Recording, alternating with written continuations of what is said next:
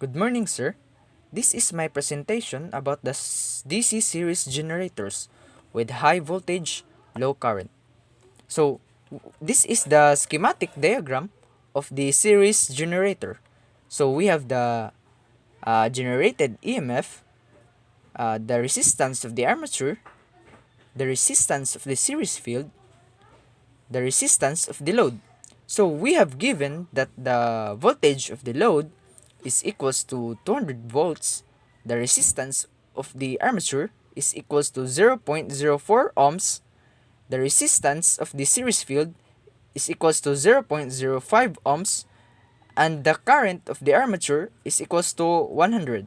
So, since this is in series, we can conclude that the current of the armature is equals to the current of the load.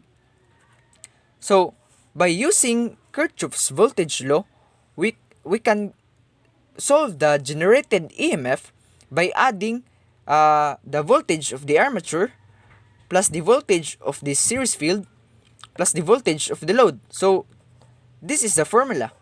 So, voltage of the load plus if you multiply the current of the armature times the resistance of the armature is equals to the voltage of the armature. So, if you also times multiply the current of the armature multiply by the resistance of the series field, so you can have the voltage of the series field. So this is so apply the since the voltage of the load is given, so input the voltage of the load 200 plus the 100 the current of the armature times 0.04 resistance of the armature plus 0.05 resistance of the series field. So we have the generated EMF of 209 volts.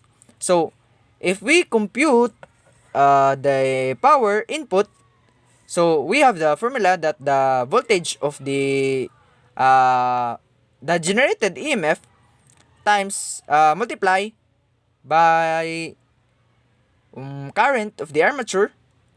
So we have 209 multiplied by 100. So we have 20.9 kilowatts. So if we compute the power of the load, so we have voltage of the load multiplied by the current of the armature since it is series. So we have 200 times 100, so we have the power of the load 20 kilowatts. So since we have resistance here, so there is power loss. So how to compute power loss? So power loss is equals to the squared of the current of the armature times the resistance of the armature plus the current of the armature squared times the resistance of the series field. So we have 100 squared multiplied by 0.04 plus 100 squared multiplied by 0.05. So we have the power losses equals to 900 watts.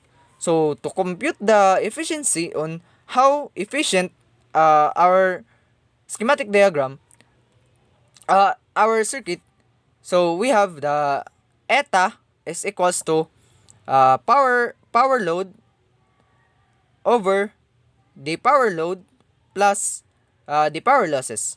So since we have the power load of the power of the load is 20,000, so over 20,000 plus the power losses equals 100 plus 900. So we have 0.95 times 69. So 0.95569 times 100. So we have the efficiency of 95.69%. So that's all for the presentation of the DC series generator with high voltage, low current.